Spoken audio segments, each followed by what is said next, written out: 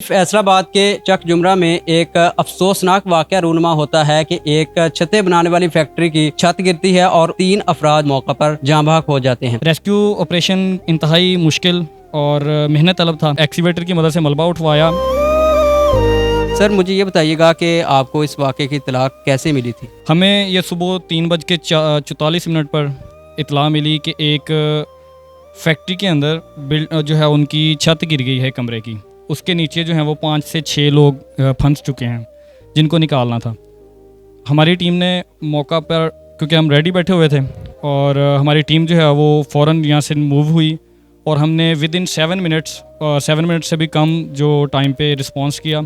उस फैक्ट्री में पहुँचे और सबसे पहले एक पेशेंट जो है वो हमें नज़र आया, तो हमने उनको पहले रेस्क्यू किया, उनको निकाला और उनको एवैक्यूएट किया, तो अल्हम्दुलिल्लाह वो ज़िंदा बच गए। उसके बाद मुख्तलिफ जो है वो ऑपरेशन शुरू हो गए, जिसमें सबसे बड़ी मुश्किल जो हमारे लिए थी वो वहाँ पे लाइट बंद थी बारिश की वजह से। तो हमारी रेस्क्यू व्हीकल के ऑपरेटर्स, हमारे जो बाकी स्टाफ थे वो हमारे साथ थे। उन्होंने फ़ौरन मौका पर लाइट्स का इंतज़ाम किया। हमारे पास पोर्टेबल जनरेटर्स होते हैं और मुख्तलिफ़ किस्म की लाइट्स होती हैं, सर्च लाइट्स। तो सबसे पहले वहाँ पे लाइटनिंग का इंतज़ाम किया गया। उसके बाद जो है वो लाइट के इंतज़ाम करने के बाद हमने रेस्क्यू ऑपरेशन प्रॉपरली शुरू कर दिया। रेस्क्यू ऑपरेशन इंतहाई मुश्किल और मेहनत तलब था, क्योंकि रेस्क्यू ऑपरेशन के दौरान वहाँ पे जो मलबा गिर गया हुआ था उसके ऊपर ईंटें वगैरह थी, मतलब वज़न ज़्यादा था। नीचे नाकस मटेरियल वाली छत थी, तो उसको उठाते उठाते जो है वो काफ़ी मुश्किल का सामना करना पड़ रहा था। हमारे पास रेस्क्यू व्हीकल में फिंच मौजूद होती है, जो कुंडा होता है, उसके साथ हमारी ना मोटर के साथ जो है वो लोहे की वायर होती है जो खींचती है किसी भी मटेरियल को। हमने जो है वो मुख्तलिफ़ किस्म के से एंगल्स लिए कि कहाँ से इस फिंच को हम इस्तेमाल करें तो वो वाली छत हम उठा सकते हैं। तो हमने एक जगह से एंट्री की, वहाँ से जो है वो फिंच को डाल के निकालने की कोशिश की, उस छत को उठाने की कोशिश की। तो छत एक जगह से हमने उठाई तो हमें एक पेशेंट नज़र आ गया। उस पेशेंट की पल्सेस ली एमरजेंसी मेडिकल टेक्नीशियन ने, तो वो वहाँ पे एक्सपायर था। उसके बाद हमने पूरी एहतियात और पूरी मेहनत के साथ ये कोशिश की कि पेशेंट की बॉडी को कोई नुकसान ना पहुँचे और हम उस पेशेंट को जो है वो सेफली वहाँ से निकाल सकें। तो हमने जो है वो वहाँ से कोशिश करके एक पेशेंट निकाला, फिर दूसरा पेशेंट वहाँ से निकाला। दोनों पेशेंट डेड हो चुके थे। जो वहाँ से लोग पहले हमने इवैक्यूएट किया था, एक बंदा ज़िंदा निकाला था, वो उसके मुताबिक एक बंदा और था वहाँ पे।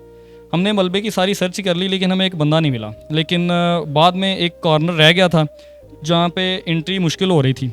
हमने फिर वहाँ से जो है वो अपनी मदद आपके तहत एक एक्सीवेटर जो है वो हायर किया, एक एक्सीवेटर बुलवाया, उससे जो है वो मलबा उठवाने की कोशिश की। तो मलबा उठवाने के बाद हमने जो है वो एक्सीवेटर की मदद से मलबा उठवाया और वहाँ से फिर हमें एक बंदे की जो है वो डेड बॉडी मिली। हमने उनको जो है वो सेफली बाहर निकाला। कितने लोग थे इस हादसे का जो शिकार हुए थे? जो हमें कॉल मिली उसके मुताबिक पेशेंट 4 से 5 थे, लेकिन जब हम वहाँ पे पहुँचे मौके पे पूरी सर्च और रेस्क्यू के बाद हमें एक पेशेंट जो है वो ज़िंदा मिला और 3 पेशेंट जो है वो डेड मिले हमें वहाँ से। कितने लोग थे उस टीम में, रेस्क्यू की टीम में, जिन्होंने अहलकारों ने वो रेस्क्यू किया उन लोगों को? हमारे पास 4 जो है वो स्पेशलाइज्ड व्हीकल मौजूद थी, जिनमें एक एम्बुलेंस, 2 रेस्क्यू व्हीकल्स और एक और स्पेशल एम्बुलेंस वेंटिलेटर वाली मौजूद थी। और उसके साथ हमारे पास 8 से 10 लोग जो थे वो रेस्क्यूअर्स, रिस्पॉन्डर्स जो थे वो मौजूद थे, जिन्होंने बड़ी मेहनत लगन के साथ इस ऑपरेशन को कामयाब बनाया। ये बारिशों का मौसम चल रहा है तो बहुत सारे हादसा जो हैं वो इस तरह के हो रहे हैं। पहले भी कभी इस तरह के हादसा का आपने सामना किया है, लोगों को वहाँ से रेस्क्यू किया है? इधर साथ ही एक गाँव है, वहाँ पे एक छत गिर गई थी, उसके नीचे एक जो है वो बंदा फंस गया था, उसको हमने फिर जाके फ़ौरन जो है वो निकाला। और हमारी तैयारी माशाल्लाह से, क्योंकि हमें हमारे जो सेक्रेटरी जनरल हैं, हमारे डायरेक्टर साहब जनाब डॉक्टर रिजवान नसीर साहब, उनकी तरफ से प्रॉपर जो है वो इंडिकेशंस आती रहती हैं मौसमी हालात की तरफ से, मौसमी हालात के बारे में। जैसे जैसे मौसम तब्दील होते हैं ऐसे हमारी ड्रिल्स जो हैं, हमारी जो टेक्निक्स हैं वो चेंज होती रहती हैं, क्योंकि आजकल जो है वो पुराने तरीके जो हैं वो ख़त्म हो चुके हैं। हमारे पास अल्हम्दुलिल्लाह बेहतरीन और लेटेस्ट जो है वो इक्विपमेंट्स मौजूद हैं इस तरह की एमरजेंसी से निपटने के लिए।